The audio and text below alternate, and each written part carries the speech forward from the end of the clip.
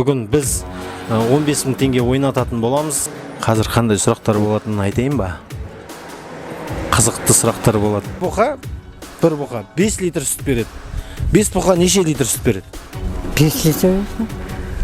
20-25 литр береді.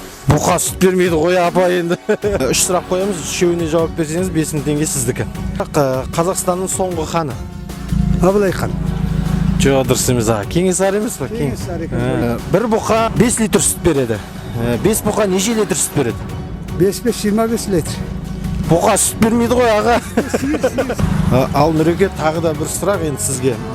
1998 жылғы әлем чемпионатынан футболдан кім жеңіп алды? Баспен ұратын бар еді ғой, бір баспен ұратын. Білем. Сол қай елден? Зидан. Франция жеңді ғой. Жақсы, өте керемет. Жеңісіңіз құтты болсын, 5 мың теңге сіздікі.